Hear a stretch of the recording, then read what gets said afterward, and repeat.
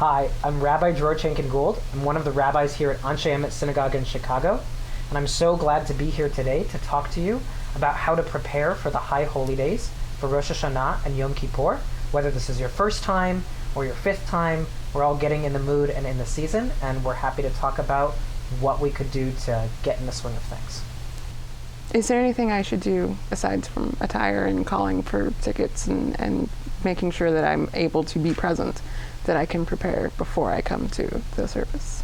Meaning beyond the physical, but what can you do? Like reading, any kind of contemplation beforehand, any kind of observance that someone who was raised Jewish would not necessarily consider to be something unusual. Great.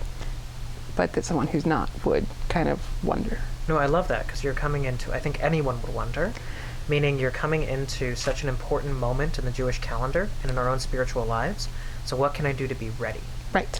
So the month prior to Rosh Hashanah, to the New Year, is called Elul. Okay. And Elul is the month of spiritual preparation for the New Year. So it's exactly what you're saying.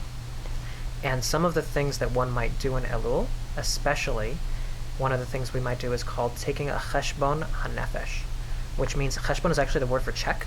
So like getting like your bill for what's happening in your soul. What have you done?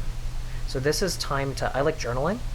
Journaling is a great thing, or reading, and thinking about what have my actions been this year. I go through month by month actually, and try to think like, where was I last September? What were the really good things that I did that I'm really proud of? And what are some of my regrets? What do I wish I did differently?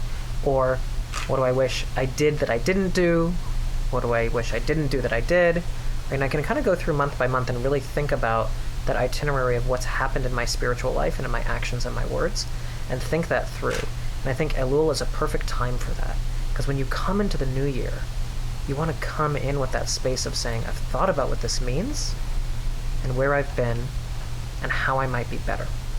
And I think for different people, different things help to kind of get into that contemplative mood. Meditation, journaling, reading, poetry. I often read a lot of poetry. I like to read Whitman as I'm getting into the mood to kind of settle into that spiritual space. And during Elul, there's also a practice of hearing shofar, of hearing the shofar sounding actually the month before. Because the shofar, the ram's horn, the call of it is waking us up to our best selves and to how we might improve. So there's this physical component of like, what do I need to hear? Right. What can I read to prepare myself for the services? Great. And holiday. Yeah, good question. So there's some really great resources, both online and in books, that might be helpful for just orienting you to what's out there and what to anticipate. One of the books that I really like is by a guy named Michael Strassfeld. Okay.